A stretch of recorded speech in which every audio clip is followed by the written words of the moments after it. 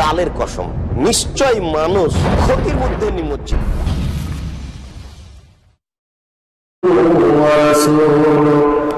أرسله بالحق بشيرا ونذيرا وداعيا إلى الله بإذنه وسراجا منيرا أما بعد فإن خير الحديث كتاب الله وخير الهدي هدي محمد صلى الله عليه وسلم وشر الأمور محدثاتها وكل محدثة بدعة وكل بدعة ضلالة وكل ضلالة في النار.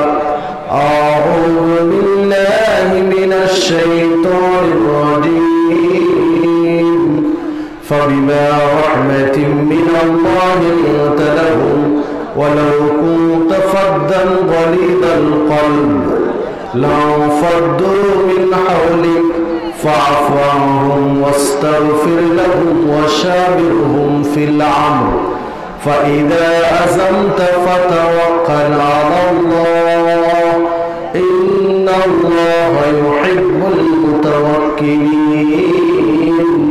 وقال الله تعالى في موضع آخر ولا تستوي الحسنة ولا السيئة ادفع بالتي هي أحسن فإذا الذي بينك وبينه عداوة كأنه ولي حميم. وقال الله تعالى في موضع آخر إن أكرمكم عند الله أتقاكم. عن أبي هريرة رضي الله عنه قال قال رسول الله صلى الله عليه وسلم سأل رسول الله صلى الله عليه وسلم عن أكثر ما يدخل الناس الجنة قال تقوى الله وحسن الخلق وسئل عن أكثر ما يدخل الناس النار فقال الفم والفم رواه الترمذي بإسناد صحيح. وعن إبراهيم بن حسين رضي الله عنه قال قال رسول الله صلى الله عليه وسلم الحياء لا يأتي إلا بخير. وعن نواس بن سمعان رضي الله عنه قال سألت رسول الله صلى الله عليه وسلم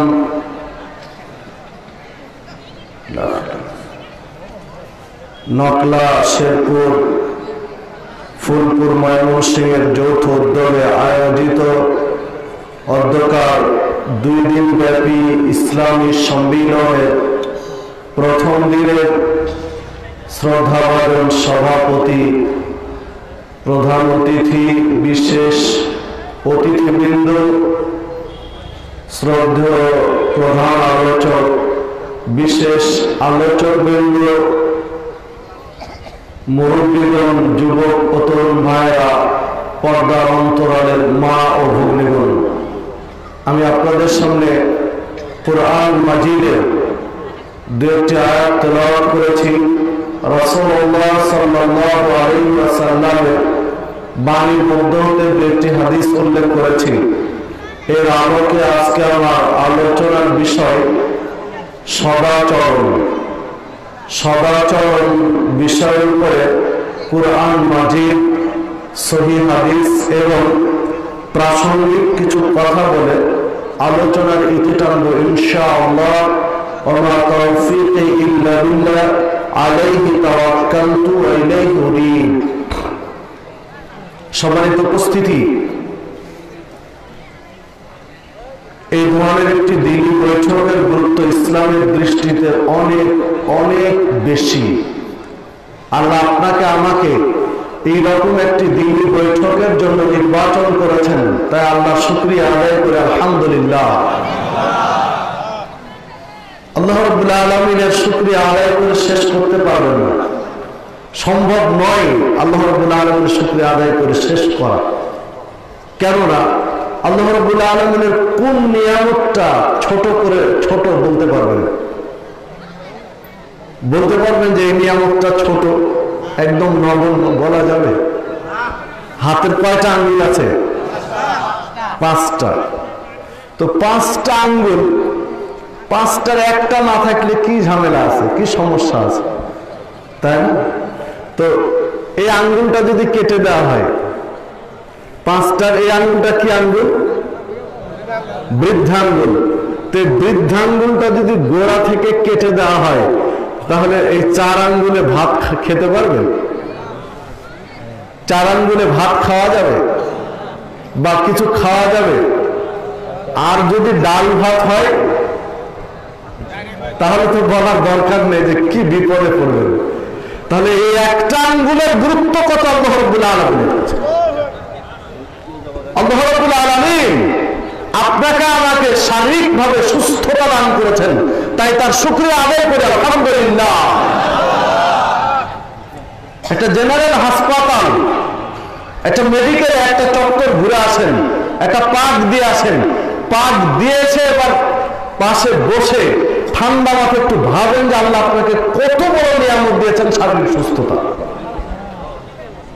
আল্লাহ রাব্বুল আলামিন সুস্থ শরীরে আপনাকে আমাকে এইরকম একটি দ্বীনি বৈঠকে বসার সুযোগ দিয়েছেন, তাই তার শুকরিয়া আদায় করে আলহামদুলিল্লাহ। সম্মানিত উপস্থিতি, রাসূলুল্লাহ সাল্লাল্লাহু আলাইহি ওয়াসাল্লাম বলছেন, তাবারানী আওসাতের 1556 নম্বর হাদিস, কোন ব্যক্তি যদি এমন বৈঠকে উপস্থিত হয় যেখানে আল্লাহকে স্মরণ করা হয়, যেই বৈঠকে আল্লাহকে স্মরণ করা হয়, অন্য হাদিসে এসেছে কোরআন মাজিদ তেলাওয়াত করা হয় এবং তার দার্স হয়, এই রকম বৈঠকে যারা উপস্থিত থাকেন শেষ পর্যন্ত, যখন বৈঠক শেষ, আলোচনা শেষ, তখন আল্লাহ রাব্বুল আলামিনের পক্ষ থেকে ওই বৈঠকে আহ্বান জানানো হয়, কুমু মাগফিরান লাকুম। আল্লাহর পক্ষ থেকে বলা হয়, কুমু, তোমরা দাঁড়াও, তোমরা উঠো, মাগফিরান লাকুম, কেননা তোমাদের যত পাপ রয়েছে তার ক্ষমা করে দেওয়া হয়েছে। ক্ষমা করার মালিক কে? ক্ষমা করার একমাত্র মালিক আল্লাহ। ক্ষমা করার নিরঙ্কুশ মালিক, একচ্ছত্র মালিক আল্লাহ রাব্বুল আলামিন। পৃথিবীতে এমন কেউ নেই আল্লাহ ব্যতীত যিনি কাউকে ক্ষমা করতে পারেন না। তো যিনি ক্ষমা করার একমাত্র মালিক, তিনি যদি বলেন যে এবার উঠো, তোমাদের পাপ ক্ষমা করে দেওয়া হয়েছে, তাহলে এইরকম বৈঠকে যারা থাকেন তাদের দুশ্চিন্তার কোনো কারণ আছে? কোনো কারণ আছে? দ্বিতীয় কথা বলেন, ফাকাদ বুদ্দিলাত সাইয়্যাতুকুম হাসানাত, তোমাদের পাপগুলো নেকি দিয়ে বদল করে দেওয়া হয়েছে, পরিবর্তন করে দেওয়া হয়েছে। তাবারানী আওসাতের 1556 নম্বর হাদিস। সম্মানিত উপস্থিতি, তাহলে এই রকম দ্বীনি বৈঠকে যারা শেষ পর্যন্ত উপস্থিত থাকেন, এর বদৌলতে আল্লাহ তাদের পাপগুলো ক্ষমা করে দেন, তাদের পাপগুলো নেকি দিয়ে পরিবর্তন করে দেন। আজকের এই বৈঠক থেকে, এই দিন মাহফিল থেকে, এই ইসলামী সম্মেলন থেকে, এই মধ্যরাত্রিতে আল্লাহ রাব্বুল আলামিনের কাছে প্রার্থনা জানাই, আল্লাহ তুমি আমাদের জন্য আমাদের পাপগুলো ক্ষমা করে দাও, আমাদের পাপগুলো নেকি দিয়ে বদল করে দাও। আল্লাহ রাব্বুল আলামিনের কাছে প্রার্থনা জানাই, আল্লাহ তুমি আমাদের জন্য আজকে মাহফিলের বদৌলতে জান্নাতের রাস্তা সহজ করে দাও। আল্লাহ আজকের এই মাহফিলকে কবুল করুন। সম্মানিত উপস্থিতি, আমি আমার আলোচনায় ফিরে যাই। আমার আলোচনার বিষয় কি বলেছিলাম, মনে আছে না ভুলে গেছে? সদাচরণ। সদাচরণ মানে উত্তম আচরণ, ভদ্র নম্র ব্যবহার, মার্জিত রুচিশীল ব্যবহার। দেখুন, সদাচরণের গুরুত্ব, তাৎপর্য ইসলামের দৃষ্টিতে অনেক অনেক অনেক বেশি। একটি আয়াত প্রথমে তেলাওয়াত করেছি আপনাদের কাছে। আল্লাহ রাব্বুল আলামিন সূরা আলে ইমরান 159 নম্বর আয়াতে রাসূল সাল্লাল্লাহু আলাইহি ওয়াসাল্লামকে বলছেন, রাসূলুল্লাহ সাল্লাল্লাহু আলাইহি ওয়াসাল্লামকে আল্লাহ বলেছেন, ফাবিমা রাহমাতিন মিনাল্লাহি লিনতা লাহুম। আল্লাহর বিশেষ দয়া, আল্লাহর বিশেষ রহমত যে আপনার আচরণটা আল্লাহ নম্র করেছেন, নরম স্বভাবের করেছেন। কার আচরণটা নরম? রাসূল সাল্লাল্লাহু আলাইহি ওয়াসাল্লাম। একটু সময় দিবেন, শেষ না করে উঠে যাবেন কি? কে কে উঠে যাবেন শেষ না করে? কারণ আপনাদের এই প্রোগ্রাম ধরার জন্য 8-9 ঘন্টা জার্নি করে এসেছে, 8-9 ঘন্টা গাড়িতে বসে থেকে আপনাদের এখানে উপস্থিত হয়েছে। তো একটু সময় দিবেন তো ইনশাআল্লাহ? ইনশাআল্লাহ আপনাদেরকে ঠগাবো না ইনশাআল্লাহ। মানে আমার ব্যক্তিগত কথা নয়, আল্লাহ এবং রাসূলের মুহাব্বতে, আল্লাহ এবং রাসূলের কথা দিয়ে, আল্লাহ এবং রাসূলের বাণী দিয়ে আপনাদেরকে কিছু নসিহত করবো ইনশাআল্লাহ, আপনাদের জন্য, আমার নিজের জন্য। তো যে কথা বলছিলাম, আল্লাহ রাব্বুল আলামিন রাসূলুল্লাহ সাল্লাল্লাহু আলাইহি ওয়াসাল্লামকে লক্ষ্য করে বলছেন, ফাবিমা রাহমাতিন মিনাল্লাহি লিনতা লাহুম। আল্লাহর বিশেষ দয়া, আল্লাহর বিশেষ মেহেরবানি, আল্লাহর বিশেষ রহমত যে মুহাম্মদ সাল্লাল্লাহু আলাইহি ওয়াসাল্লাম আপনার স্বভাবটা নরম, আপনার ব্যবহারটা নম্র। ওয়ালাউ কুনতা ফাদ্দান গালিযাল কলব, আপনার ব্যবহার, আপনার আচরণ যদি রুক্ষ হতো, কর্কশ হতো, কড়া হতো, লাউ ফাদ্দু মিন হাওলিক, আপনার চতুষ্পার্শ্বে যাদেরকে পেয়েছেন আপনি তাদেরকে পেতেন না, তারা চলে যেতেন। আপনার চারপাশে সাহাবীদেরকে পেতেন না যদি আপনার স্বভাবটা নম্র না হয়, কর্কশ হতো। ফাফু আনহুম, বিধায় তারা যদি কোনো অপরাধ করে আপনি তাদেরকে ক্ষমা করে দিন। ওয়াস্তাগফির লাহুম, তাদের জন্য ক্ষমা প্রার্থনা করুন। ওয়াশাবিরহুম ফিল আমর, কোন কাজ করতে চাইলে তাদের সাথে পরামর্শ করুন। ফাইদা আযামতা ফাতাওয়াক্কাল আলাল্লাহ, কোন কাজের দৃঢ় সিদ্ধান্ত নিলে আল্লাহর উপরে তাওয়াক্কুল করুন, ভরসা করুন। ইন্নাল্লাহা ইউহিব্বুল মুতাওয়াক্কিলিন, কেননা আল্লাহ তার উপর ভরসাকারীকে পছন্দ করেন। রাসূলুল্লাহ সাল্লাল্লাহু আলাইহি ওয়াসাল্লাম চারপাশে, চতুষ্পাশে, চারিদিকে সাহাবীদেরকে পেয়েছিলেন যে কারণে, তার গুরুত্বপূর্ণ একটা কারণ আল্লাহ উল্লেখ করেছেন যে মুহাম্মদ সাল্লাল্লাহু আলাইহি ওয়াসাল্লামের ব্যবহার ছিল নরম, ভদ্র। কেমন ভদ্র, কতটা নরম? সম্মানিত উপস্থিতি, রাসূলুল্লাহ সাল্লাল্লাহু আলাইহি ওয়াসাল্লামের ব্যবহারে মুগ্ধ হয়ে মানুষ ইসলাম গ্রহণ করেছে, ইসলাম গ্রহণ করেছে ব্যবহারে মুগ্ধ হয়ে। তার একটা দৃষ্টান্ত দেখুন, সহিহ বুখারীতে একটি হাদিস বর্ণিত হয়েছে। সুমামা ইবনে উসাল, তিনি একজন অমুসলিম নেতা, অমুসলিমদের বড় মাপের একজন নেতা সুমামা ইবনে উসাল। সুমামা ইবনে উসালকে গ্রেফতার করে নিয়ে আসা হয়েছে, মসজিদে নববীর খুঁটির সাথে বাঁধা আছে, মসজিদে নববীর খুঁটির সাথে বেঁধে রাখা হয়েছে। নবী মুহাম্মদ সাল্লাল্লাহু আলাইহি ওয়াসাল্লাম সুমামাকে এসে জিজ্ঞাসা করলেন, সুমামা কি খবর? সুমামা বাঁধা অবস্থায়, গ্রেফতারকৃত অবস্থায় হুঙ্কার ছাড়ছে, ইন তাকতুল তাকতুল জাদামিন ওয়া ইন তুনইম তুনইম আলা শাকিরিন, যদি আপনি আমাকে হত্যা করেন তার বদলা নেওয়া হবে, হত্যা করলে আপনাকে হত্যা করা হবে বা প্রতিশোধ নেবে। আমার গোত্র আছে, বংশ আছে, লোকবল আছে, জনবল আছে, তারা প্রতিশোধ নিয়ে নেবে যদি আমাকে হত্যা করেন। আর যদি আপনি আমাকে ছেড়ে দেন, আপনি আমাকে মুক্তি দেন, তাহলে কৃতজ্ঞতা প্রকাশ করা হবে। নবী মুহাম্মদ সাল্লাল্লাহু আলাইহি ওয়াসাল্লাম এমন একজন মানুষ যে তার কাছে, তার নিকটে, তার সাহাবীদের মাধ্যমে বন্দী করা একজন আসামি হুঙ্কার দিয়ে বলছে হত্যা করলে বদলা নেওয়া হবে, তারপরও তিনি ধমক দিচ্ছেন, চুপ আছেন। একদিন নয়, 2 দিন নয়, 3 দিন একই ধরনের ঘটনা ঘটলো। জিজ্ঞাসা করেন সুমামা কি খবর? সুমামা একই উত্তর দেয়, যদি হত্যা করেন বদলা নেওয়া হবে, আর ছেড়ে দিলে কৃতজ্ঞতা প্রকাশ করা হবে। 3 দিন যখন এই ধরনের ঘটনা ঘটলো, তৃতীয় দিন রাসূলুল্লাহ সাল্লাল্লাহু আলাইহি ওয়াসাল্লাম সাহাবীদেরকে নির্দেশ দিলেন, যাও সুমামাকে ছেড়ে দাও, চলে যাক। সুমামা তার গোত্রের কাছে, তার লোকজনের কাছে চলে যাক। সুমামাকে ছেড়ে দেওয়া হয়েছে, সুমামা চলে যাচ্ছেন, নেতা মানুষ তার গোত্রের কাছে যাচ্ছেন আর ভাবছেন যে পৃথিবীতে মানুষ দেখেছি, তবে এত ভদ্র মানুষ হয় আর দেখি নাই। একজন অমুসলিম নেতা ভাবছেন, কিছুক্ষণ পরে উনি আবার চিন্তা করছেন যাচ্ছি কোথায়, এইরকম মানুষের সংস্পর্শে না থেকে কোথায় যাচ্ছে আমি। সুমামা আবার ব্যাক করে ফিরে এসেছেন, আবার ঘুরে এসে রাসূলুল্লাহ সাল্লাল্লাহু আলাইহি ওয়াসাল্লামকে বলছেন, সাহাবীরা উপস্থিত, রাসূলুল্লাহ সাল্লাল্লাহু আলাইহি ওয়াসাল্লামকে বলছেন, এই পৃথিবীতে আমার কাছে সবচেয়ে নোংরা জীবন ব্যবস্থা ছিল ইসলাম। ইসলামের চেয়ে নোংরা জীবন ব্যবস্থা আমার কাছে দ্বিতীয়টা ছিল না, তবে এখন আমার কাছে সবচেয়ে প্রিয় খাঁটি ভালো জীবন ব্যবস্থার নাম হলো ইসলাম।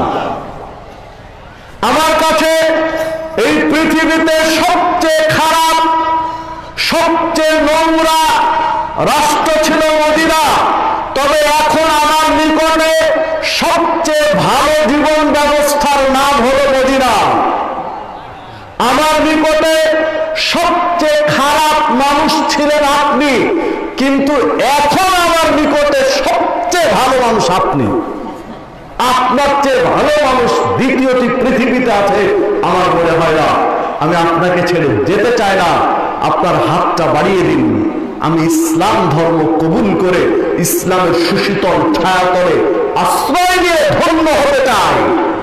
সুমামা ইবনে উসাল রাসূলুল্লাহ সাল্লাল্লাহু আলাইহি ওয়াসাল্লামের হাতে হাত রেখে কালেমা শাহাদাত পাঠ করলেন, আশহাদু আন লা ইলাহা ইল্লাল্লাহু ওয়াহদাহু লা শারীকা লাহু ওয়া আশহাদু আন্না মুহাম্মাদান আবদুহু ওয়া রাসূলুহু। সুবহানাল্লাহ, আল্লাহু আকবার। সম্মানিত উপস্থিতি, একটু আগে কিছুক্ষণ পূর্বে যে ব্যক্তি ছিলেন, যে ব্যক্তি রাসূলুল্লাহ সাল্লাল্লাহু আলাইহি ওয়াসাল্লামের প্রতিশোধ নেওয়ার আগ্রহী ছিলেন, তিনি হয়ে গেলেন একজন খাঁটি মুসলিম। রাসূলুল্লাহ সাল্লাল্লাহু আলাইহি ওয়াসাল্লামের আচরণে এতটা মুগ্ধ হলেন, পৃথিবীর ইতিহাস বিশ্লেষণ করলে দেখা যায় মুহাম্মদ সাল্লাল্লাহু আলাইহি ওয়াসাল্লামের চেয়ে খাঁটি, প্রিয়, নম্র, ভদ্র আচরণের মানুষ দ্বিতীয়টি আর নেই। একটু সময় দিলে কিছু কথা বলার চেষ্টা করবে ইনশাআল্লাহ। সম্মানিত উপস্থিতি, দেখুন রাসূলুল্লাহ সাল্লাল্লাহু আলাইহি ওয়াসাল্লাম সাহাবীদের নিয়ে মসজিদে কথা বলছেন, মসজিদে আলোচনা করছেন। সেখানে বসে থাকা একজন আরবি মানুষ, গ্রাম্য মানুষ, পেশাবের বেগ এসেছে, পেশাবের চাপ এসেছে, মসজিদে নববীর এক কোণে গিয়ে, এক সাইডে গিয়ে বসে পেশাব করে দিলেন। ইচ্ছা করে পেশাব করেছেন, কিভাবে? ইচ্ছা করে। যখন মসজিদের এক সাইডে বসে একজন ব্যক্তি পেশাব করে দিচ্ছেন, তখন অন্যান্য সাহাবীরা বলছেন, মানে দৌড়ে গেছেন বা আটকানোর চেষ্টা করেছেন, তাকে আটকিয়ে দেবেন যেন পেশাব না করে। পেশাব করতে শুরু করে দিয়েছে। রাসূলুল্লাহ সাল্লাল্লাহু আলাইহি ওয়াসাল্লাম বলেছেন, দাও ওয়ালা তুসরিমু, থামো, ছাড়ো ওকে পেশাব করতে। ভাবতে পারবেন মুহাম্মদ সাল্লাল্লাহু আলাইহি ওয়াসাল্লাম কোন মানের, কতটা নম্র ভদ্র স্বভাবের, চারিত্রিক ভাবে কত উন্নত চিন্তার মানুষ। পেশাব করছে মসজিদে, অন্য সাহাবীরা ঠেকাতে গিয়েছে, তখন আল্লাহ রাসূল সাল্লাল্লাহু আলাইহি ওয়াসাল্লাম বলেছেন, দাও ওয়ালা তুসরিমু, থামো, ওকে ছেড়ে দাও, ওকে পেশাব করতে দাও। সম্মানিত উপস্থিতি, এখন যদি মসজিদের সভাপতি, কথার কথা মসজিদের সভাপতি, সেক্রেটারি বা গুরুত্বপূর্ণ ব্যক্তি কাউকে দেখে মসজিদে পেশাব করতে, তোর যে কি করবে আল্লাহ আল্লাহ আল্লাহ ভালো জানেন। আরো অন্যদেরকে লেলিয়ে দিবে, যাও পিটিয়ে বের করে দাও মসজিদ থেকে, তাই হবে। সম্মানিত উপস্থিতি, যখন পেশাব করা হয়ে গেল, সহিহ বুখারীর হাদিস যেটা আপনাকে বলছি, আগের যে হাদিস বললাম সেটা সহিহ বুখারী। রাসূলুল্লাহ সাল্লাল্লাহু আলাইহি ওয়াসাল্লাম যখন পেশাব করা হয়ে গেল ওই ব্যক্তির, তখন উপস্থিত সাহাবীদেরকে বলছেন, যাও এক বালতি পানি নিয়ে আসো। পানি নিয়ে এসে ওই পেশাব যেখানে করেছে ওর উপরে ঢেলে দাও। যিনি পেশাব করলেন, হাদিসের শব্দ আগে পিছে যা বোঝা গেল যে যিনি পেশাব করলেন তাকে কোনো কথা ধমক দেননি, কিচ্ছু বলেননি তাকে, বরং অন্যদেরকে বলছেন যাও এক বালতি পানি নিয়ে এসে উপরে ঢেলে দাও। আজীবনের মতো উনি শিক্ষা পেয়ে গেলেন। যিনি পেশাব করেছেন উনি আজীবনের মতো শিক্ষা পেয়ে গেলেন, অথচ তাকে বলা লাগেনি এই করো ওই করো ইত্যাদি। ইনি হলেন মুহাম্মদ সাল্লাল্লাহু আলাইহি ওয়াসাল্লাম। সম্মানিত উপস্থিতি, যে কথা বলছিলাম উত্তম আচরণের হতে হবে, ফলাফল পাওয়া যাবে তড়িৎ। সূরা ফুসসিলাত 34 নম্বর আয়াত আল্লাহ রাব্বুল আলামিন বলছেন, ওয়ালা তাস্তাবিল হাসানাতু ওয়ালা সাইয়্যা ইদফা বিল্লাতি হিয়া আহসান ফাইদাল্লাযী বাইনাকা ওয়া বাইনাহু আদাওয়া কাআন্নাহু ওয়ালিয়্যুন হাবীব। আল্লাহ রাব্বুল আলামিন বলছেন, ইদফা বিল্লাতি হিয়া আহসান, তোমরা মন্দের মোকাবেলা করো আহসান উত্তম দিয়ে, মন্দকে প্রতিহত করো, মন্দের প্রতিবাদ করো, মন্দকে মোকাবেলা করো, প্রতিবাদ করো আহসান উত্তম দিয়ে, কল্যাণকর কথা দিয়ে, ভালো কথা দিয়ে, কল্যাণকর কথা দিয়ে ভদ্রচিত ভাবে মন্দকে জবাব দাও, প্রতিহত করো, তাহলে ফলাফল দাঁড়াবে ফাইদাল্লাযী বাইনাকা ওয়া বাইনাহু আদাওয়া, যার সাথে তোমার শত্রুতা, যার সাথে তোমার শত্রুতা রয়েছে, কান্নাহু ওয়ালিয়্যুন হামীম, হতে পারে সে তোমার অন্তরঙ্গ বন্ধুতে পরিণত, সে তোমার অন্তরঙ্গ বন্ধুতে পরিণত হবে যদি মন্দের মোকাবেলা করো ভালো দিয়ে। আল্লাহ রাব্বুল আলামিন বলছেন, কে বলছেন এই কথা? আল্লাহ রাব্বুল আলামিন বলছেন, হ্যাঁ, আপনাকে কেউ গালি দিচ্ছে, আপনি তাকে ভদ্র ভাষায় বলেন, ও যত রাখবে আপনি তত ঠান্ডা হন, ও যত রাখবে আপনি তত নরম হন। মারামারি হবে, দুইজন তর্ক হচ্ছে, ঝগড়া হচ্ছে, তো একজন যত গরম হচ্ছে আরেকজন তত নরম হচ্ছে, ও যত চিল্লাচ্ছে তত নগ্ন ভাবে কথা বলছে। বলেন তো দুইজনের মধ্যে মারামারি হবে? কোনদিন মারামারি হবে? হ্যাঁ, ও যে অ্যাঙ্গেলে গরম হচ্ছে ও প্রতিপক্ষ সেভাবে গরম হচ্ছে, এই গরম হতে হতে তো এক পর্যায়ে মারামারি হচ্ছে। সম্মানিত উপস্থিতি, ইসলামের কি চমৎকার জীবন ব্যবস্থা! মন্দের জবাব যদি ভালো দিয়ে দেন, আল্লাহ রাব্বুল আলামিন শত্রুকে বন্ধুতে রূপান্তরিত করে দিবেন ইনশাআল্লাহ। আল্লাহ রাব্বুল আলামিন কোরআন মাজিদে ঘোষণা দিয়েছেন, ভালো আচরণ করলে, সদাচরণ করলে, মন্দ যে করছে আপনার সাথে সে পরাজিত হবে একদিন। আপনার কাছে ভালো ব্যবহার, নম্র ব্যবহারে মুগ্ধ হয়ে ফিরে আসবে, আপনার কাছে আত্মসমর্পণ করবেন ইনশাআল্লাহ। দেখুন রাসূলুল্লাহ সাল্লাল্লাহু আলাইহি ওয়াসাল্লাম বলছেন, আবু হুরায়রা রাদিয়াল্লাহু আনহু হাদিস বর্ণনা করেছেন, মান কানা ইউমিন বিল্লাহি ওয়াল ইয়াউমিল আখির ফালা ইউদি জারাহু, যে ব্যক্তি আল্লাহর প্রতি বিশ্বাস রাখে, পরকালের প্রতি বিশ্বাস রাখে, ফালা ইউদি জারাহু, সে যেন প্রতিবেশীকে কষ্ট না দেয়। আল্লাহকে কেউ যদি বিশ্বাস করে, পরকালের প্রতি যদি ঈমান রাখে, প্রতিবেশীকে কষ্ট দিতে পারবেন না। ওয়ামান কানা ইউমিন বিল্লাহি ওয়াল ইয়াউমিল আখির, যদি আল্লাহর প্রতি বিশ্বাস রাখে, পরকালের প্রতি ঈমান রাখে, ফালইউকরিম যায়ফাহু, সে যেন মেহমানকে অসম্মান না করে, মেহমানের আতিথেয়তায় ত্রুটি না করে। ওয়ামান কানা ইউমিন বিল্লাহি ওয়াল ইয়াউমিল আখির ফালিয়াকুল খায়রান আও লিয়াসমুত, যদি কেউ আল্লাহর প্রতি বিশ্বাস রাখে, পরকালের প্রতি বিশ্বাস রাখে, ফালিয়াকুল খায়রান, কথা বললে যেন ভালো কথা বলে, আও লিয়াসমুত, অথবা চুপ থাকে। যে কথায় মুখ দিয়ে উচ্চারণ করবে সেই কথা ভালো বলবে, যদি ভালো কথা বলার না থাকে তাহলে চুপ থাকবে, খারাপ কথা বলবে না। সহিহ বুখারী 6018 নম্বর হাদিস। সম্মানিত উপস্থিতি, এই হাদিসের 3টা দিক আছে। কয়টা দিক? এক, প্রতিবেশীর সাথে নম্র আচরণ করতে হবে, প্রতিবেশীর সাথে ভদ্র আচরণ, পানি আছে?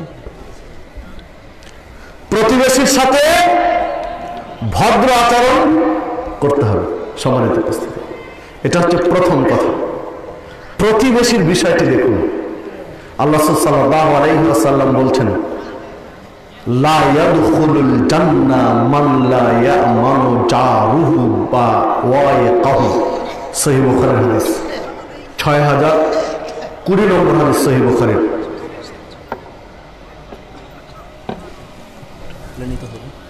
জি,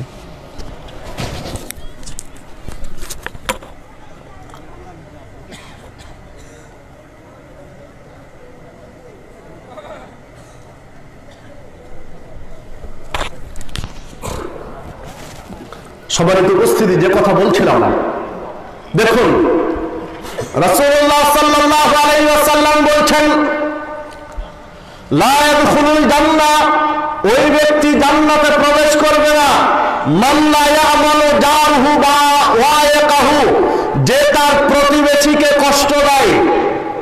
প্রতিবেশীকে কষ্ট দিলে জান্নাতে প্রবেশের সুযোগ পাবে না। প্রতিবেশী নির্যাতিত হলে জান্নাতে প্রবেশ করা সম্ভব হবে না। হাদিস সহিহ বুখারীর। মানে প্রতিবেশীর সাথে নম্র আচরণ করতে হবে, প্রতিবেশীর সাথে ভদ্র আচরণ করতে হবে। রাসূলুল্লাহ সাল্লাল্লাহু আলাইহি ওয়াসাল্লাম বলছেন, যখনই জিবরিল আমার কাছে আসতেন তখনই বলতেন প্রতিবেশীর সাথে ভালো আচরণ করতে, যখনই আসতেন তখনই বলতেন প্রতিবেশীর সাথে নম্র আচরণ করতে। আমার এক পর্যায়ে মনে হতো যে হয়তোবা এবার জিবরিল আলাইহিস সালাম আমার কাছে আসলে বলবেন যে প্রতিবেশীকে আপনার সম্পদে উত্তরাধিকারী বানিয়ে দেওয়া হবে। আল্লাহ সাল্লাল্লাহু আলাইহি ওয়াসাল্লাম বলছেন, এত গুরুত্ব দিতেন প্রতিবেশীর বিষয়টা যে আমার কাছে মনে হতো যে এইবার জিবরিল বলবেন কি করো, প্রতিবেশীকে সম্পদে ভাগ দিতে হবে। এই পর্যায়ে যাবে মনে হয়, আমার কাছে এরকম মনে হতো। মানে প্রতিবেশীর বিষয়টা কত জরুরি। দেখুন দেখুন প্রতিবেশীর বিষয় অনেক হাদিস। একটি হাদিস বর্ণিত হয়েছে আদাবুল মুফরাদের মধ্যে, আল্লাহ সাল্লাল্লাহু আলাইহি ওয়াসাল্লাম বলছেন যে অন্য 10 জন দূর এলাকার 10 জন মহিলার সাথে ব্যভিচার করলে যে পাপ হবে, প্রতিবেশীর মহিলার সাথে ব্যভিচার করলে তার চেয়ে বেশি পাপ হবে। হাসান পর্যায়ের হাদিস, গ্রহণ করা যাবে। মানে 10 জন দূরে 10 জন মহিলার ব্যভিচার আর প্রতিবেশী একজন মহিলার ব্যভিচার, এটার পাপ বেশি। হ্যাঁ, ব্যভিচার তো ব্যভিচার, তাই নয় কি? কিন্তু প্রতিবেশীর ক্ষেত্রে এত ইসলাম সচেতন হলো কেন? মানে এটা গুরুত্ব বোঝানো হয়েছে প্রতিবেশীর। তাই বলে দূরে ব্যভিচার করা জায়েজ বা দূরের মহিলার ব্যভিচার করা জায়েজ বা শিথিল, এইটা কিন্তু নয়। মানে প্রতিবেশীর মেয়েদের ইজ্জত রক্ষার ক্ষেত্রে কতটা আন্তরিক হতে হবে, এই জিনিসটা বোঝানো হয়েছে। সম্মানিত উপস্থিতি, কারণ প্রতিবেশী আরেকজন প্রতিবেশীর কাছে বিভিন্নভাবে নির্ভরশীল হয়ে যায়, এই জন্য এত গুরুত্ব দেওয়া হয়েছে। রাসূলুল্লাহ সাল্লাল্লাহু আলাইহি ওয়াসাল্লাম মুসলিম মহিলাদেরকে বলছেন, একজন মুসলিম নারী প্রতিবেশী নারীদেরকে প্রতিবেশীর বাড়িতে কোনো জিনিস হাদিয়া দিতে যেন তুচ্ছ মনে না করে। এমনকি তরকারির ঝোল বা ছাগলের খুর, পায়ের অংশ বিশেষ দিতে লজ্জাবোধ না করে। অন্য জায়গায় বলছেন যে তরকারি দিতে না পারলে পানি বেশি করে ঝোল দাও, এই ঝোলটা হাদিয়ে দাও। মানে প্রতিবেশীর সাথে একটা আন্তরিকতা পূর্ণ সহ অবস্থান বজায় রাখার ক্ষেত্রে রাসূলুল্লাহ সাল্লাল্লাহু আলাইহি ওয়াসাল্লাম গুরুত্ব দিয়েছেন হাদিসগুলোতে। মানে প্রতিবেশীর সাথে আপনাকে আমাকে সদাচরণ করতে হবে, প্রতিবেশীর সাথে আপনাকে আমাকে নম্র ব্যবহার করতে হবে। আল্লাহ সাল্লাল্লাহু আলাইহি ওয়াসাল্লাম বললেন। দ্বিতীয় কথায় হাদিসের মধ্যে বলা হয়েছে, যে ব্যক্তি আল্লাহ এবং পরকালের প্রতি বিশ্বাস রাখে ওই ব্যক্তি যেন মেহমানের সম্মানের ত্রুটি না করে, আতিথেয়তায় ত্রুটি না করে। মেহমানের সম্মান আতিথেয়তায় পরিপূর্ণ হক আদায় করাও জান্নাতের একটা বড় মাধ্যম। রাসূলুল্লাহ সাল্লাল্লাহু আলাইহি ওয়াসাল্লাম সহিহ বুখারীতে একটি ঘটনা বর্ণিত হয়েছে। ঘটনাটি দেখুন যে মেহমানের সম্মান মর্যাদা দেওয়ার গুরুত্ব কত। রাসূলুল্লাহ সাল্লাল্লাহু আলাইহি ওয়াসাল্লামের কাছে দ্বীন শিখার জন্য দূর দূরান্ত থেকে সাহাবীরা আসতেন, শরীয়ত শিখতেন, চলে যেতেন।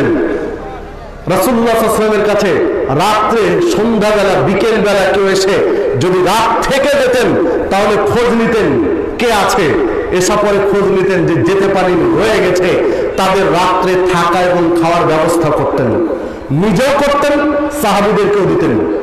তো এইরকম কোনো একদিন এসা পরে খোঁজ নিচ্ছেন মেহমান কে আছে, দূর এলাকার লোক কে আছে, যে মদিনা এসেছেন ইসলাম সম্পর্কে জানার জন্য, বাড়ি ফেরার সুযোগ হয়নি। খোঁজ নিতে গিয়ে পাওয়া গেল যারা ছিলেন মেহমান তাদেরকে ভাগ বন্টন করে দিলেন। রাসূলুল্লাহ সাল্লাল্লাহু আলাইহি ওয়াসাল্লাম একজনকে নিলেন, রাসূলুল্লাহ সাল্লাল্লাহু আলাইহি ওয়াসাল্লাম তার বাড়িতে তাকে আপ্যায়ন করাবেন। বাড়ির ভিতরে চলে গেলেন, খোঁজ নিয়ে দেখলেন একজন মেহমানকে আপ্যায়ন করার মতো ব্যবস্থা নিজ গৃহে নেই। আপনি চিন্তা করতে পারবেন তখন তিনি মদিনার প্রেসিডেন্ট, মদিনার প্রধানমন্ত্রী, ইসলামী বিশ্বের তিনি সবচেয়ে বড় মানুষ, ইসলামী বিশ্বের, ইসলামী রাষ্ট্রের প্রধান ব্যক্তি, নিজ ঘরে একজন মেহমান আপ্যায়ন করবেন এই ব্যবস্থা নেই, এই ব্যবস্থা নেই। স্ত্রীদের কাছে খোঁজ নিলেন, কারো ঘরে একজন মেহমান আপ্যায়ন করার মতো ব্যবস্থা নেই। আবার মসজিদে ফিরে আসলেন, সাহাবীদেরকে এসে বলছেন যে কেউ আছো কি যে আমার ভাগের মেহমানটা আজকে আপ্যায়ন করাবে? মানে রাসূলের ঘরে কিছু নেই। আবু তালহা রাদিয়াল্লাহু আনহু রাসূলুল্লাহ সাল্লাল্লাহু আলাইহি ওয়াসাল্লামকে বলছেন আমি প্রস্তুত, আপনার মেহমানকে আমি আজকে আপ্যায়ন করাবো। রাসূলুল্লাহ সাল্লাল্লাহু আলাইহি ওয়াসাল্লামের সাহাবী আবু তালহা রাদিয়াল্লাহু আনহু মেহমান নিয়ে চলে গেলেন বাড়ি। আবু তালহা রাদিয়াল্লাহু আনহু নিজেও জানেন না যে তার বাড়ির অবস্থা কি, তার বাড়ির অবস্থা কি উনি জানেন না। ওনার একটাই স্বপ্নসার, যেটা হাদিসে বোঝা যায় যে রাসূল সাল্লাল্লাহু আলাইহি ওয়াসাল্লামের মেহমান আজকে আপ্যায়ন করাবো, যদি আল্লাহ রাসূল সাল্লাল্লাহু আলাইহি ওয়াসাল্লাম একটু খুশি হয়ে আল্লাহর কাছে একটু বলে দেন যে আল্লাহ তুমি আবু তালহা রাদিয়াল্লাহু আনহুকে ইজ্জতটা বাড়িয়ে দাও, তাহলে আর ঠেকায় কে? এটাই তো চাওয়া পাওয়া, আর কিছু কি? আল্লাহ রাসূল যদি একটু খুশি হয়ে আল্লাহর কাছে ফরিয়াদ করেন যে আল্লাহ তুমি আবু তালহার রিজিকে বরকত দিয়ে দিও, তাহলে আমার রিজিককেও ঠেকাতে পারবে না। এই জন্যই তিনি নিয়ে গেছেন, তিনি নিজেও জানেন না তার বাড়িতে কিছু আছে কিনা। আবু তালহা রাদিয়াল্লাহু আনহু মেহমান নিয়ে গিয়ে বাড়ির ভিতরে চলে গেলেন, স্ত্রীকে গিয়ে বলছেন, উম্মে সুলাইম রাদিয়াল্লাহু আনহু স্ত্রী উম্মে সুলাইম রাদিয়াল্লাহু আনহুকে বলছেন বেগম বাড়ির ভিতরে কি আছে? একজন মেহমান নিয়ে এসেছি, মেহমান তো রাসূল সাল্লাল্লাহু আলাইহি ওয়াসাল্লামের মেহমান, আজকে তাকে আপ্যায়ন করব। এখন উম্মে সুলাইম রাদিয়াল্লাহু আনহু বলছেন স্বামী গো, ঘরে তো তেমন কিছু নেই, সামান্য কয়েকটা খেজুর আছে যেগুলো তোমার বাচ্চারা খেতে চাচ্ছে অনেক সময় থেকে, ওদেরকে ঠেকিয়ে রেখেছি, সামলিয়ে রেখেছি, যে তুমি আসো, তুমি সালাত পড়ে আসবে রাসূল সাল্লাল্লাহু আলাইহি ওয়াসাল্লামের দরবার থেকে, সবাই মিলে একটু খেয়ে পানি খেয়ে ঘুমাবো, এই জন্য রেখে দিয়েছি। আর রাসূল সাল্লাল্লাহু আলাইহি ওয়াসাল্লামের সাহাবী আবু তালহা রাদিয়াল্লাহু আনহু স্ত্রী উম্মে সুলাইম রাদিয়াল্লাহু আনহাকে বলছেন যে বেগম তুমি তো মা, তোমার হৃদয়ে হাদিসের শব্দে যেটা বোঝা যায় সন্তান একাধিক, একজন নয় একাধিক সন্তান। তুমি মা, তোমার হৃদয়ে আল্লাহ মহব্বত ঢেলে দিয়েছেন সন্তানের প্রতি, সন্তানের জন্য। তুমি তোমার এই ভালোবাসা দিয়ে সন্তানদেরকে আগলিয়ে আদর সোহাগ দিয়ে ঘুমিয়ে দাও, ওদের আজকে খাওয়াতে হবে না। আমরা তো প্রত্যেক দিন খাই, আজকে যা সেটুক মেহমানকে খাওয়াতে হবে, তুমি ওদেরকে ঘুম দিয়ে দাও। মা হয়ে ক্ষুধার্ত সন্তানদেরকে বুকের সাথে জড়িয়ে ধরে আদর সোহাগ ভালোবাসা দিয়ে ক্ষুধার কথা ভুলিয়ে দিয়ে ঘুম পাড়িয়ে দিলেন। যখন সন্তান ঘুমিয়ে গেছে, বাচ্চাগুলো ঘুমিয়ে গেছে, তখন এবার বলছেন এখন কি করবে? তো ঠিক আছে, ওই যে কয়েকটা খেজুর আছে একটা পাত্রে দাও, যে খেজুরগুলো দাও, পরিবেশন করো। পানি, খেজুর যে কয়েকটা ছিল পরিবেশন করলেন। মেহমান এক আশ্চর্য মেহমান বলছেন আপনাকে ছাড়া খাবো না। আপনাকে বলতে কে? আবু তালহা রাদিয়াল্লাহু আনহু, যে আপনাকে ব্যতীত আমি খেতে চাই না। সদাচরণ কাকে বলে দেখুন, মেহমানের আপ্যায়ন কাকে বলে আপনি একটু খেয়াল করেন। এই হাদিসটা যেদিন পড়ি আশ্চর্য হয়ে গেছিলাম যে এটা কি করে সম্ভব, কিভাবে সম্ভব হতে পারে একজন মানুষ আর একজন মানুষের প্রতি এতটা আন্তরিকতা, এতটা ভালোবাসা থাকতে পারে। কেবল ইমানি মহব্বত, ইমানি মহব্বতে কোন পর্যায়ে তারা পৌঁছেছেন। মেহমানকে যখন দিয়েছেন, মেহমান বলছেন আপনি ছাড়া খাবো না। এখন আবু তালহা রাদিয়াল্লাহু আনহু দেখছেন যে অল্প কয়েকটা খেজুর যদি আমিও এখানে ভাগ বসাই তাহলে মেহমানের তৃপ্তি হবে না, পেট পূর্ণ খেতে পারবে না। বিধায় আমি তো এটা খেতে চাই না, পুরোটা তাকে খেতে চাই। কিভাবে হতে পারে এটা? স্ত্রীকে গিয়ে বলছেন বেগম পেঁয়াজ তো আর একটা লাগলো, সমস্যা তো আর একটা, আমাকে ছাড়া উনি খাবেন না, খেজুর তো অল্প, এই কয়েকটা খেজুর দুইজনে খেলে তো উনার তো তৃপ্তি হবে না, আর অতৃপ্ত হয়ে উনি ঘুমাবেন। রাসূল সাল্লাল্লাহু আলাইহি ওয়াসাল্লামের মেহমান, এটা হতে পারে না। তো একটা পথ আছে, একটা উপায় আছে। আমি যখন দুইজনে আমরা খেতে বসবো তখন তুমি বাতিটা ঠিক করার ভান করে বাতিটা নিভিয়ে দিবে। কাকে বলছেন? স্ত্রীকে বলছেন যে বাতি ঠিক করার ভান করে বাতি নিভিয়ে দিবে, তারপরে যা করার আমি করব। ঠিক দুইজনে খাবার শুরু করবেন, এই সময় স্ত্রী উম্মে সালাইম রাদিয়াল্লাহু আনহা বাতি ঠিক করার ভান করে নিভিয়ে দিলেন বাতি। যখন বাতি নিভে গেল তখন এবার আবু তালহা রাদিয়াল্লাহু আনহু বলছেন যে ঠিক আছে শুরু করেন, আমিও শুরু করছি। ও বাতি ঠিক করারও করছে, সমস্যা নেই। এইবার আবু তালহা রাদিয়াল্লাহু আনহু পাত্রে হাত নাড়ছেন আর মুখে কৃত্রিম খাওয়ার শব্দ করছেন, খাওয়ার ভান করছেন চকচক করে, মানে চিবানোর যে একটা ভান, এই ভান তো বুঝেন নাকি? ভান বুঝেন তো? খাবার ভান করছেন, মুখ নেড়ে নেড়ে খাদ্য গ্রহণের ভান করছেন, আর পাতিলে হাত মেরে বুঝাচ্ছেন যে এই যে পাতিল থেকে, পাত্র থেকে আমি নিচ্ছি আর মুখ চিবিয়ে আমি খাচ্ছি, এটা বুঝাচ্ছেন। এইভাবে সম্পূর্ণ খেজুর আবু তালহা রাদিয়াল্লাহু আনহু মেহমানকে খাওয়ার ব্যবস্থা করে দিলেন।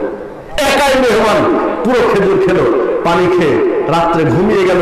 সকাল হলো, ফজর আজান হলো, রাসূলুল্লাহ সাল্লাল্লাহু আলাইহি ওয়াসাল্লামের পিছনে গিয়ে সালাত আদায় করলেন। সালাত শেষ, সাহাবীরা যে যার মতো উঠে যাচ্ছেন। আবু তালহা রাদিয়াল্লাহু আনহু রাসূল সাল্লাল্লাহু আলাইহি ওয়াসাল্লামের মেহমান নিয়ে দেখা করলেন রাসূলুল্লাহ সাল্লাল্লাহু আলাইহি ওয়াসাল্লামের কাছে। আবু তালহা রাদিয়াল্লাহু আনহুকে দেখে রাসূলুল্লাহ সাল্লাল্লাহু আলাইহি ওয়াসাল্লাম মুচকি হেসে বলে ফেললেন, আবু তালহা আজকে তুমি কি করেছো? আজকে রাত্রে কি ঘটিয়েছো তুমি আর তোমার স্ত্রী? মানে ঘটনাকে আল্লাহ রাসূল সাল্লাল্লাহু আলাইহি ওয়াসাল্লাম জেনে গেছেন। কি গায়েব জানতেন? কি আল্লাহ জানিয়ে দিয়েছেন, জিবরিলের মাধ্যমে আল্লাহ জানিয়ে দিয়েছেন। কেউ যদি উল্টো মাসালা নেই যে তিনি গায়েব জানেন, না, ভুল। আল্লাহ ব্যতীত কেউ গায়েব জানেন না, জিবরিলকে পাঠিয়ে জানিয়ে দিয়েছেন। রাসূলুল্লাহ সাল্লাল্লাহু আলাইহি ওয়াসাল্লাম বলছেন, তুমি আর তোমার স্ত্রী আজকে যা ঘটিয়েছো, তোমার গৃহে এই দৃশ্য দেখে আল্লাহ রাব্বুল আলামিন আরশে আযীম থেকে ফেরেশতাদেরকে দেখাচ্ছিলেন, তোমরা মানুষ সৃষ্টি করতে নিষেধ করেছিলে যে মানুষ দাঙ্গা হাঙ্গামা করবে, মারামারি করবে, খুন খারাপি করবে, পরস্পরে হিংসা করবে, মানুষ হয়ে মানুষকে কতটা ভালোবাসতে পারে। আজকে দেখো আবু তালহার ঘরে কি হচ্ছে। আল্লাহ রাব্বুল আলামিন তোমার স্বামী স্ত্রীর দৃশ্য দেখে হাসছিলেন আর ঘোষণা দিয়ে দিয়েছেন, জিবরিলকে দিয়ে আমার কাছে পাঠিয়ে দিয়েছেন যে আবু তালহাকে জানিয়ে দিও যে আমি তাকে জান্নাতের সুসংবাদ দিলাম। যে 10 জন সাহাবী আশারায়ে মুবাশশারা জান্নাতের সুসংবাদ প্রাপ্ত, এই পৃথিবীতে জান্নাতের সার্টিফিকেট সনদ পেয়েছেন যে 10 জন সাহাবী, তার একজন হচ্ছেন আবু তালহা রাদিয়াল্লাহু আনহু। সুবহানাল্লাহ, আল্লাহু আকবার। দেখুন, মানে সদাচরণ, মেহমানের সাথে সদাচরণের মানে প্রকৃতি ধরন কেমন হতে পারে আমি আপনাকে বুঝাতে অক্ষম। শুধু হাদিসের ঘটনা আপনাকে বললাম, হাদিস সহিহ বুখারীর 5072 নম্বর হাদিস, এটি সহিহ বুখারীর। সম্মানিত উপস্থিতি, যে কথা বলছিলাম, প্রতিবেশীর সাথে সদাচরণ করতে হবে, মেহমানের সাথে সদাচরণ করতে হবে, কথাবার্তা বলার সময় সদাচরণ লাগবে, সে যে হোক না কেন। অপর একটি হাদিসে এসেছে, আয়েশা সিদ্দিকা রাদিয়াল্লাহু আনহার কাছে রাসূলুল্লাহ সাল্লাল্লাহু আলাইহি ওয়াসাল্লাম এক ব্যক্তি সম্পর্কে বলছিলেন, ব্যক্তির কিছু খারাপ স্বভাব রয়েছে, খারাপ চরিত্র রয়েছে, বদ মেজাজ রয়েছে, এই দৃষ্টিগুলো বলছিলেন। এমত অবস্থায় তিনি কিন্তু মুসলিম নন। এমত অবস্থায় কিছুক্ষণ পরে বা কোনো একদিন ওই ব্যক্তি এসেছেন, যে ব্যক্তি সম্পর্কে খারাপ দিকগুলো আয়েশা সিদ্দিকা রাদিয়াল্লাহু আনহা বলেছেন, ওই ব্যক্তি এসে কড়া নেড়েছেন, রাসূল সাল্লাল্লাহু আলাইহি ওয়াসাল্লামের সাথে সাক্ষাৎ প্রার্থনা করেছেন। রাসূল সাল্লাল্লাহু আলাইহি ওয়াসাল্লাম তার সাথে এত সুন্দরভাবে কথা বললেন, এত নম্রভাবে কথা বললেন, এত ভদ্রভাবে কথা বললেন যে বুঝাই যাবে না যে এই লোকটা এইরকম। কথা শেষ করে লোকটিকে বিদায় দিলেন। আল্লাহ রাসূল সাল্লাল্লাহু আলাইহি ওয়াসাল্লামকে আয়েশা সিদ্দিকা রাদিয়াল্লাহু আনহা জিজ্ঞাসা করছেন যে আল্লাহ রাসূল সাল্লাল্লাহু আলাইহি ওয়াসাল্লাম, আজকে বুঝলাম না, আপনি বললেন লোকটা এইরকম এইরকম এইরকম, অথচ তার সাথে এত নম্রভাবে আপনি কথা বললেন। তখন আল্লাহ রাসূল সাল্লাল্লাহু আলাইহি ওয়াসাল্লাম বলছেন, আমি কারো কাছে অভদ্র হতে চাই না, কারোর সাথে নোংরা আচরণ করতে চাই না। দেখুন ইসলাম কি চমৎকার জীবন ব্যবস্থা। দেখুন পরস্পরের প্রতি সদাচরণ কেমন হওয়া দরকার, পরস্পরের প্রতি সদাচরণ কেমন হওয়া দরকার। স্বামী স্ত্রীর মধ্যে সদাচরণ, স্বামী স্ত্রীর মধ্যে ভদ্রতা নম্রতা। রাসূলুল্লাহ সাল্লাল্লাহু আলাইহি ওয়াসাল্লামের স্ত্রী আয়েশা সিদ্দিকা রাদিয়াল্লাহু আনহা তিনি বলছেন, আমি এক গ্লাস পানি পান করতাম, গ্লাসে পানি পান করছি, রাসূলুল্লাহ সাল্লাল্লাহু আলাইহি ওয়াসাল্লাম আমার হাত থেকে গ্লাসটা নিয়ে নিতেন, গ্লাস নিয়ে খুঁজতেন যে কোন জায়গা ভিজা হয়ে আছে, গ্লাসের কোন কোনাটা ভিজা। ভিজা কেন বলেন তো? মানে মুখের লালা লেগে আছে, ঠোঁট ঠেকিয়ে পানি খেয়েছে না, তাহলে মুখের লালা, মুখের লালাতে কি হয়ে আছে? ভিজে আছে। তো দেখতেন যে কোন জায়গাটা ভিজা, মানে আমি কোন জায়গায় ঠোঁট রেখে পানি পান করেছি, ওইটা খুঁজে বের করে ঠিক ওইখানে মুখ রেখে পানি পান করতেন। সুবহানাল্লাহ, সহিহ বুখারীর হাদিস। স্ত্রীর সাথে সদাচরণ কেমন হবে? আয়েশা সিদ্দিকা রাদিয়াল্লাহু আনহা বলছেন যে এই ঘটনা এমন দিন ঘটলো যেই দিন আমি ঋতুবতী, মানে আমি মেন্সের হাইজ অবস্থায় রয়েছে। ইহুদি এবং খ্রিস্টান ওদের তো রীতি ছিল ধর্মীয় রীতি, কোন মহিলার মেন্স হলে, পিরিয়ড হলে তার বিছানা আলাদা করে দিত, তার খাবার প্লেট আলাদা করে দিত, পানির পাত্র আলাদা করে দিত, তাকে ওই ঘরে রাখতো না। আর ইসলাম এমন মর্যাদা দিল নারীদের, স্ত্রীর সাথে এমন ব্যবহার দেখালেন রাসূল সাল্লাল্লাহু আলাইহি ওয়াসাল্লাম যে আমি মেন্স অবস্থায়, হাইজ অবস্থায় যেই জায়গায় মুখ রেখে গ্লাসে পানি পান করেছি, ওই ভিজা জায়গায় মুখ রেখে রাসূল সাল্লাল্লাহু আলাইহি ওয়াসাল্লাম গ্লাসে পানি পান করেন। স্ত্রীদের সাথে সদাচরণ কেমন হওয়া দরকার। সহিহ বুখারীর আরেকটি হাদিসে এসেছে, আয়েশা সিদ্দিকা রাদিয়াল্লাহু আনহা বলছেন, আমি একটা হাড্ডি থেকে গোশত ছিঁড়ে খাচ্ছি, এমত অবস্থায় রাসূল সাল্লাল্লাহু আলাইহি ওয়াসাল্লাম এসে আমার হাত থেকে হাড্ডিটা নিলেন। হাড্ডিটা নেওয়ার পরে ঠিক ওই জায়গায় মুখ লাগিয়ে গোশত ছিঁড়া শুরু করলেন, যেইখানে আমি মুখ লাগিয়ে গোশত ছিঁড়ে খাচ্ছিলাম। সুবহানাল্লাহ, আল্লাহু আকবার। মানে স্ত্রীর সাথে সদাচরণ কেমন হবে দেখুন।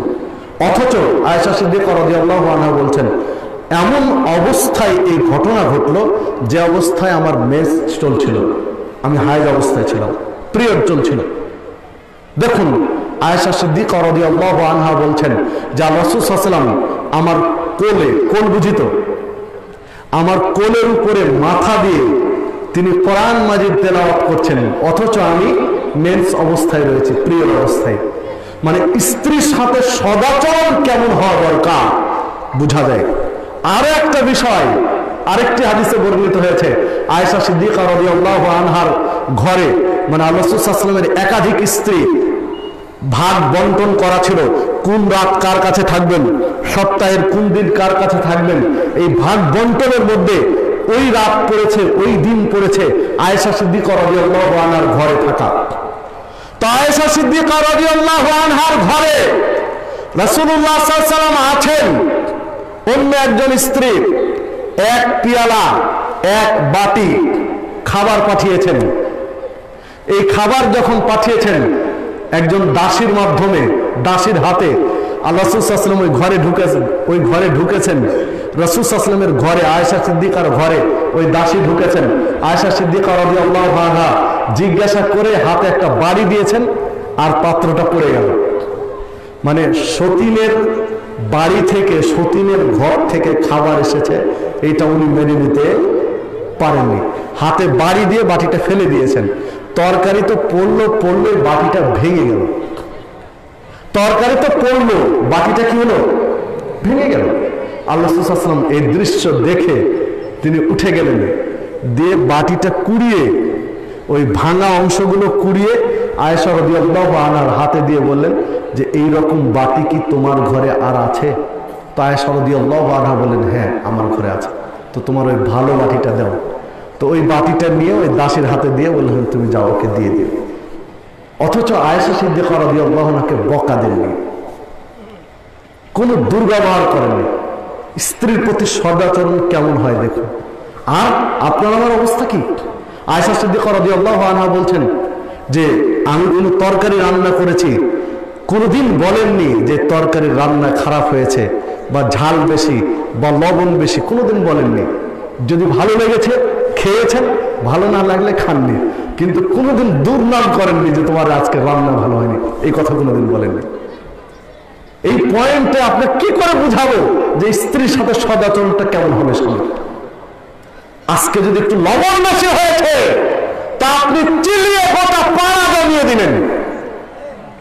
ঝাল একটু বেশি হয়েছে, সামান্য একটু কোনো কষ্ট পেয়েছেন, আর গোটা পাড়ার মানুষ জমিয়ে দিলেন আপনি স্ত্রীর সাথে। এই কি আপনার সদাচরণ? আল্লাহ রাসূল সাল্লাল্লাহু আলাইহি ওয়াসাল্লাম আপনার আমার জন্য মডেল, আপনার আমার জন্য মডেল। ইন্নাকা লাআলা খুলুকিন আযীম, সুমহান চরিত্রের অধিকারী ছিলেন মুহাম্মদ সাল্লাল্লাহু আলাইহি ওয়াসাল্লাম। এই জন্য আল্লাহ রাব্বুল আলামিন বলে দিলেন, লাকাদ কানা লাকুম ফি রাসূলিল্লাহি উসওয়াতুন হাসানাহ, তোমাদের জন্য উসওয়ায়ে হাসানা, সর্বোত্তম আদর্শ হচ্ছে মুহাম্মদ সাল্লাল্লাহু আলাইহি ওয়াসাল্লামের আদর্শ। মুহাম্মদ সাল্লাল্লাহু আলাইহি ওয়াসাল্লামের আদর্শের মধ্যে আপনার আমার জন্য সর্বোত্তম আদর্শ নিহিত রয়েছে। তিনি আপনার আমার জন্য মডেল। আপনি আমি স্ত্রীর সাথে কি আচরণ করতে পেরেছি? এই ভদ্রতায়, নম্রতা, সদাচরণ কি আপনার আমার হয়েছে?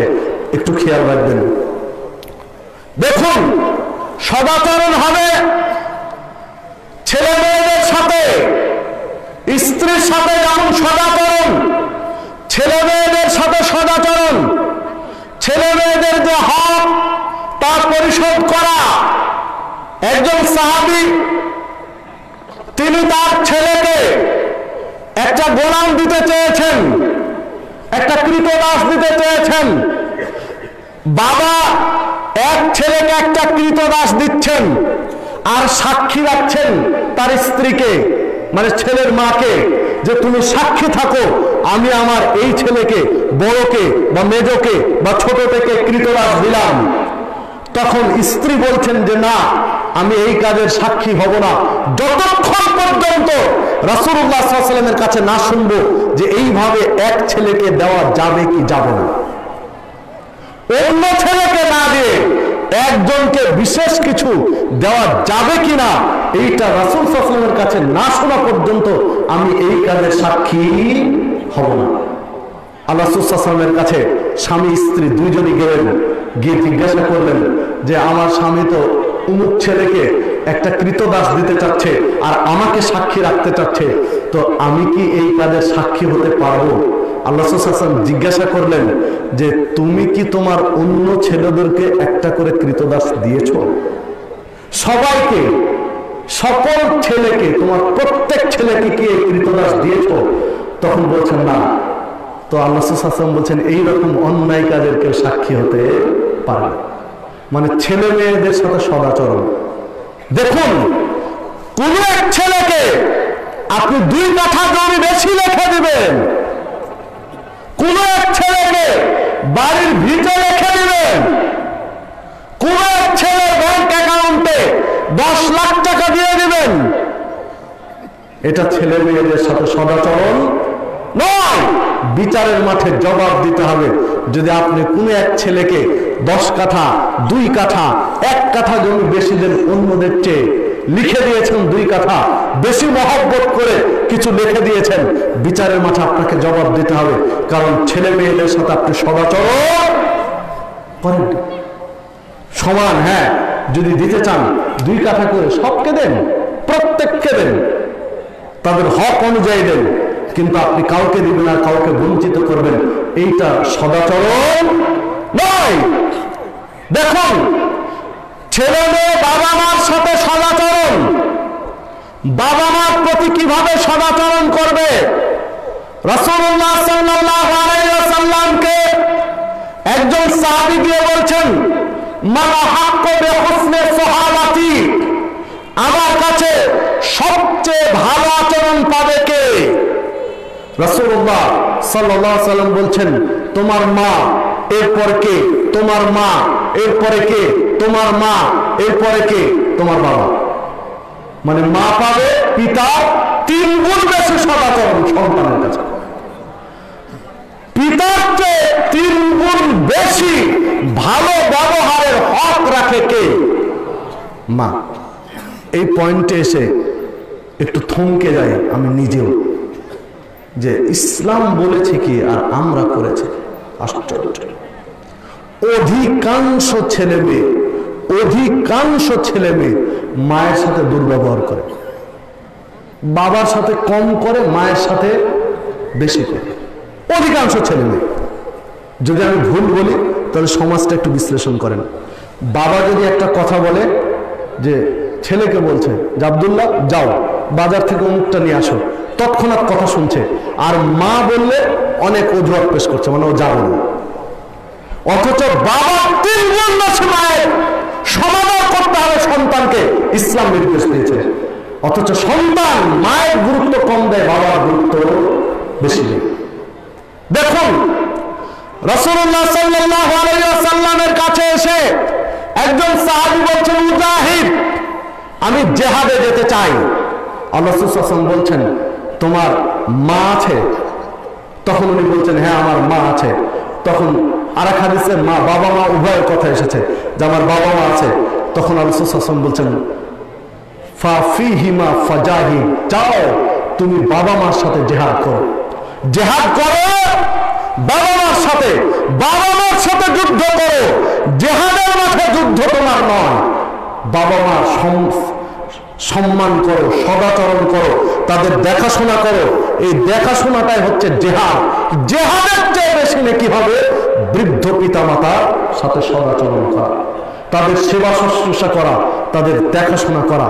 আশ্চর্য লাগে যে দেখুন, আপনার যদি একটাই ঘর হয়, আপনার একটাই ঘর আছে আর ঘরের বারান্দা আছে, আপনি আর আপনার স্ত্রী আছেন, সাধারণত বারান্দায় থাকে মা আর ঘরে থাকে কে? ঘরে থাকে স্বামী স্ত্রী, আর বৃদ্ধ মা থাকে বারান্দায়। ইসলামের দৃষ্টিতে না, বৃদ্ধ মা থাকবে ঘরে আর ছেলে মেয়ে থাকবে বারান্দায়। এর নাম হচ্ছে সদাচরণ। দেখুন, রাসূলুল্লাহ সাল্লাল্লাহু আলাইহি ওয়াসাল্লাম একদিন মেম্বারে উঠে বললেন আমিন। 3 স্তর মেম্বারে 3 জায়গাতে আমিন বলেছিলেন। 3 জায়গায় আমিন বলার এক আমিনের বিশ্লেষণ সাহাবীরা পরে বললেন যে আজকে মেম্বারে উঠে প্রত্যেক ধাপে আপনি আমিন বললেন কেন? এইটা তো কোনোদিন দেখিনি। ওই এক স্তরের কথা বলতে গিয়ে বললেন যে যখন আমি মেম্বারে পা দিয়েছি এক সিঁড়িতে, তখন জিবরিল এসে বলছেন যে ওই ব্যক্তি ধ্বংস হোক যে ব্যক্তি বৃদ্ধ পিতা বা মাতা 2 জনকে অথবা 1 জনকে পেয়েছে অথচ জান্নাত এর ব্যবস্থা করতে পারেনি, সে ধ্বংস হোক। তখন আমি বললাম আমিন। মানে পিতা মাতা সন্তানের জান্নাতের কারণ। দেখুন, পিতা মাতা সন্তানের মাতার পায়ের নিকটে জান্নাত। এখানে 2টি হাদিস। একটি হাদিস হলো মায়ের পায়ের তলে সন্তানের জান্নাত, এই হাদিসটা ঠিক নয়। মায়ের পায়ের তলে তাহতা আকদামিল উম্মাহাত, মানে মায়ের পায়ের নিচে জান্নাত, এই হাদিসটা ত্রুটিপূর্ণ। কিন্তু ইনদা রিজলিহা, পায়ের নিকটে জান্নাত, এই হাদিসটা সহিহ। পায়ের নিকটে জান্নাত, মায়ের পায়ের নিকটে জান্নাত, এই হাদিস সহিহ। পায়ের তলে জান্নাত, এই হাদিস সহিহ নয়। মানে পায়ের নিকটে জান্নাত এর অর্থ হলো যে পিতা মাতার সেবা শুশ্রূষা করে, মাতার সেবা করার মাধ্যমে জান্নাত নিশ্চিত করতে হবে সদাচরণ করে। ঠিক ছেলেমেয়ের প্রতি যেমন সদাচরণ করবে বাবা মা, বাবা মার উপরে সদাচরণ করবে ছেলে মেয়ে।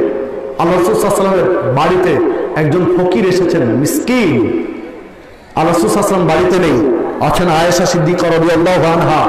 দুইটা কন্যা নিয়ে একজন ভিখারি নিয়ে এসেছেন, এসে কিছু খাবার চাইলেন। আয়েশা সিদ্দিকা বলছেন রাসূল সাল্লাল্লাহু আলাইহি ওয়াসাল্লামকে যে আমার ঘরে কোনো খাবার ছিল না, মাত্র একটা খেজুর পেলাম ঘরের ভিতরে। ওই একটা খেজুর নিয়ে এসে ওই ভিখারিনীর হাতে তুলে দিলাম। উনি করলেন কি, একটা খেজুরকে দুই টুকরো করে দুই মেয়ের গালে তুলে দিলেন, দুই মেয়ের মুখে দিলেন। আল্লাহ রাসূল সাল্লাল্লাহু আলাইহি ওয়াসাল্লাম বলছেন এই দুই মেয়ে ওই মহিলার জান্নাতে যাওয়ার মাধ্যম হবে। সুবহানাল্লাহ। সম্মানিত উপস্থিতি, মানে ছেলেমেয়ের উপরে সদাচরণ করবে বাবা মা, আর বাবা মার উপরে সদাচরণ করবে ছেলে মেয়ে। মানে পরস্পরের প্রতি সদাচরণ। সদাচরণ কেমন দেখুন, একজন মানুষ পৃথিবীবাসীর উপর সচেতন করবে। ইরহামু মান ফিল আরদ ইয়ারহামুকা মান ফিস সামা। এই জমিনে যারা আছে তাদের প্রতি তোমরা দয়া করো, রহম করো। আসমানে যিনি আছেন তিনি তোমাদের উপরে রহম করবেন। জমিনবাসীর উপরে দয়া করলে আসমানবাসী আপনার উপরে দয়া করবেন। জমিনবাসী মানে কি জমিনে শুধু মানুষ আছে? দেখুন ইসলাম কত চমৎকার জীবন ব্যবস্থা সদাচরণের দিক দিয়ে। যখন কুরবানির পশু জবে করবেন, কুরবানির পশু জবে করার সময় আল্লাহ রাসূল সাল্লাল্লাহু আলাইহি ওয়াসাল্লাম বলছেন ছুরি ধারালো করো, ছুরিকে বেশি করে ধার দাও যেন খুব দ্রুত জবে করা যায়, ওই প্রাণীর জীবন যেন দ্রুত যায়। মানে জবে করার সময় আপনাকে ইহসান করতে হবে, সদাচরণ করতে হবে পশুর উপরে। আপনি ভোঁতা ছুরি দিয়ে বারবার গলায় চালাবেন আর ওই প্রাণীকে কষ্ট দিয়ে দিয়ে কুরবানি করবেন, এইটা যেন না হয়। ছুরিকে ধারালো করে খুব দ্রুত জবেহের ব্যবস্থা করতে হবে, এই কথা ইসলাম বলছে। মানে জবেহের সময়ও সদাচরণ করতে হবে। দেখুন রাসূলুল্লাহ সাল্লাল্লাহু আলাইহি ওয়াসাল্লাম স্ত্রীকে কোন কারণে যদি শাসন করতে হয় তখন বলছেন চেহারায় মারবে না। যদি কখনো শিষ্টাচার শিখানোর জন্য কিছু শাসন করার প্রয়োজন হয় চেহারায় মারতে নিষেধ করলেন, সদাচরণ করতে বললেন। বাচ্চাদের শিশুদের সাথে সদাচরণ করতে বললেন। শিশুদেরকে আল্লাহ রাসূল সাল্লাল্লাহু আলাইহি ওয়াসাল্লাম সালাম দিতেন, মাররানা গিলমানিন ফাসাল্লামা আলাইহিম। ছোট ছোট বাচ্চাদের কাজ দিয়ে আল্লাহ রাসূল সাল্লাল্লাহু আলাইহি ওয়াসাল্লাম যাচ্ছিলেন, ছোট ছোট বাচ্চাদেরকে রাসূল সাল্লাল্লাহু আলাইহি ওয়াসাল্লাম নিজে সালাম দিলেন। বাচ্চারা নয়, নিজে থেকে বাচ্চাদেরকে সালাম দিলেন। মানে শিশুদের সাথে সদাচরণ। বর্তমান সময়ে এসে দু একটি ছেটে ফোটা কাহিনী বাংলাদেশে যা ঘটে যাচ্ছে, এটা লোম হর্ষক ঘটনা, হৃদয় বিদারক ঘটনা, হৃৎপিণ্ড থমকে যাওয়ার মতো ঘটনা দু চারটি ঘটে যাচ্ছে। এই যে মাত্র কয়েকদিন আগেই ময়মনসিংহের এক থানা, জেলার নাম বলতে চাচ্ছিলাম না, নাম বেরিয়ে চলে এসেছে, আল্লাহ মাফ করুন। ওস্তাদ ছাত্রকে এমন মার দিল, ছাত্রটার বয়স কত?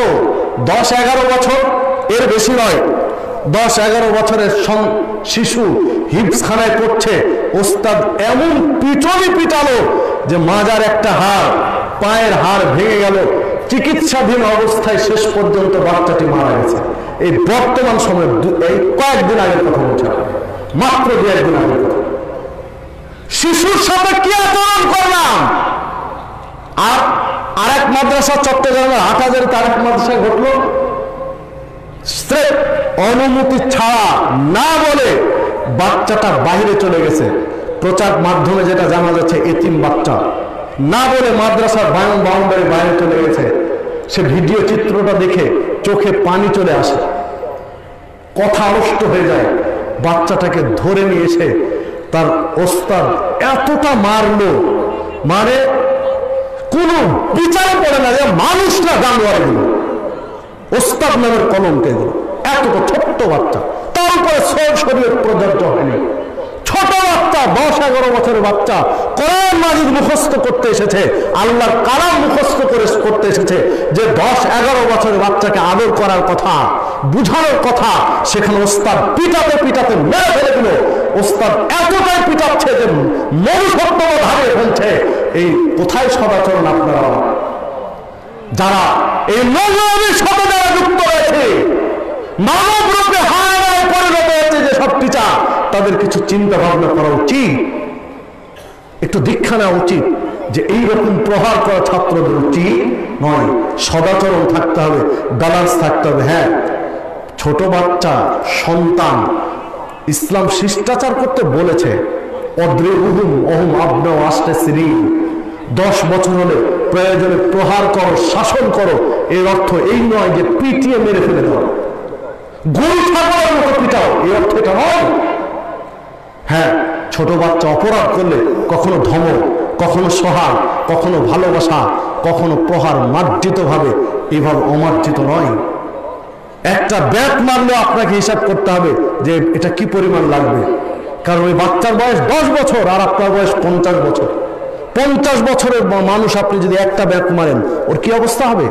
মানে এই ব্যাটটা তো একটা ব্যালেন্স থাকতে হবে, সদাচরণ থাকতে হবে। সবকে শিষ্টাচার শেখানোর জন্য যে ওজনটা সে সইতে পারবে সেইটা হতে হবে।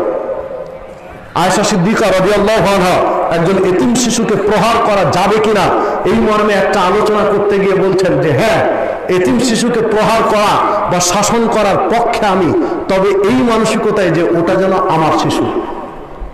একটা এতিম শিশু অন্য বাচ্চার গায়ে লাঠি পিটানোর সময় মনে রাখতে হবে যে এটা আমার কলিজার টুকরো, আমার সন্তানকে পিটাচ্ছি, এই মানসিকতা আসতে হবে। সম্মানিত উপস্থিতি, এমনিতে প্রহার নয়, স্রেফ শিষ্টাচার শেখানোর জন্য যতটুকু প্রয়োজন এই ব্যালেন্স রেখে সদাচরণ করে আপনাকে আমাকে সমাজ জীবন ঢেলে সাজাতে হবে। দেখুন, সদাচরণ জীবনের প্রত্যেকটা ক্ষেত্রে সদাচরণ প্রয়োজন। আবু হুরায়রা রাদিয়াল্লাহু আনহু বলছেন, সুরান আকসার মা ইয়াদখুলুন নাসাল জান্নাহ। সাহাবী জিজ্ঞাসা করলেন, জান্নাতে যারা গিয়েছে এরা কি কারণে জান্নাতে গিয়েছে, এমন কি কারণ রয়েছে জান্নাতে যাওয়ার? তখন আল্লাহ রাসূল সাল্লাল্লাহু আলাইহি ওয়াসাল্লাম বলছেন, তাকওয়াল্লাহ ওয়া হুসনুল খুলুক। যারা জান্নাতে, যত মানুষ জান্নাতে যাবে এদের মধ্যে দুইটা গুণ রয়েছে। একটা হচ্ছে তাকওয়াল্লাহ, আল্লাহ ভীতি, আল্লাহর ভয় এদের মধ্যে রয়েছে। আর একটা হচ্ছে হুসনুল খুলুক, সদাচরণ, উত্তম আচরণ এবং আল্লাহর ভয়। এই দুইটা গুণ মানুষকে জান্নাতে নিয়ে যাবে। যে সকল গুণ মানুষকে জান্নাতে নিয়ে যাবে তার গুরুত্বপূর্ণ একটা গুণ হচ্ছে সদাচরণ, আর একটা গুণ হচ্ছে তাকওয়া। আবার জিজ্ঞাসা করলেন, আর মাত্র কয়েক মিনিটের মধ্যে আমি শেষ করব, যেহেতু 2 দিন ব্যাপী সম্মেলন, আগামীকালকে আবার হবে, বিধায় বিশ্রামের দরকার আছে। মাত্র কয়েকটা মিনিট আমি ফিনিশিং টাচ, কয়েকটা মিনিট সময় নিচ্ছি। দেখুন, দ্বিতীয় প্রশ্ন করলেন, ওয়াসুয়েলা নাকসার মা ইয়াদখুলুন নাসার নার। যারা জাহান্নামে গিয়েছে, কেন গিয়েছে? আল্লাহ সাল্লাল্লাহু আলাইহি ওয়াসাল্লাম সেখানেও বলেন, আল ফাম ওয়াল ফারজ, লজ্জাস্থান আর মুখ, এই দুইটা জিনিস মানুষকে জাহান্নামে নিয়ে যাবে। মুখ আর লজ্জাস্থান যদি কারো নিয়ন্ত্রণ না থাকে, এই দুইটা জিনিস মানুষকে জাহান্নামে নিয়ে যাবে।